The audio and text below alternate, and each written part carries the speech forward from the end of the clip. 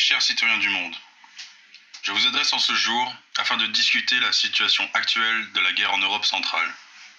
En tant que chef d'État et maréchal de France intérimaire, il en revient à mon devoir d'informer le monde de notre situation actuelle. Le front Est se rapproche de ma position actuelle en Hollande et le futur de l'Allemagne est en danger.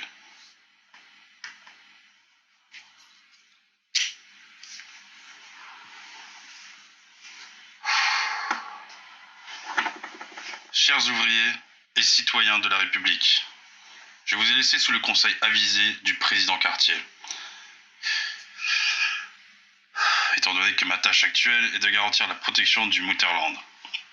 J'ai entendu de nombreux rapports de l'état des choses à la maison et je tiens à vous faire parvenir mon soutien le plus sincère. Cependant, nous ne devons en aucun cas succomber à chamaillerie et rancœur. Nous devons tous nous rassembler sous le pavillon tricolore afin de maintenir le plus grand succès que nous ayons atteint depuis le siècle des Lumières, la démocratie.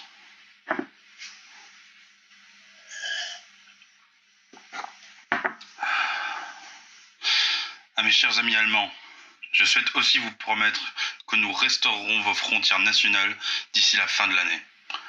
Votre gouvernement, opérant depuis la nation neutre de Suède, m'a demandé de vous assurer que la République française est votre allié.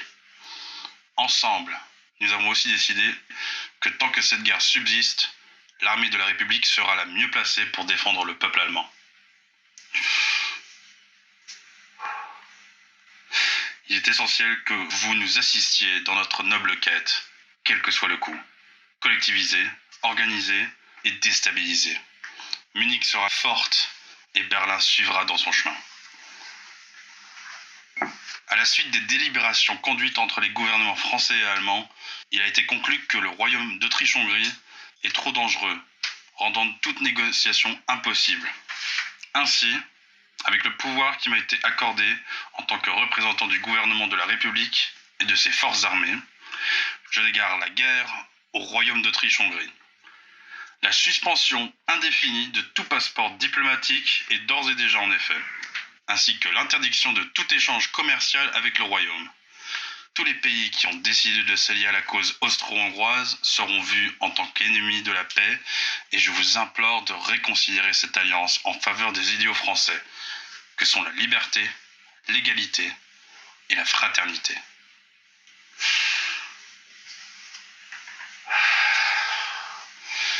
Nous vivons dans une période bien étrange, mes chers amis. Il en est d'autant plus important que cet énorme et coûteux conflit prenne fin le plus tôt possible. Vive la liberté. Vive la France.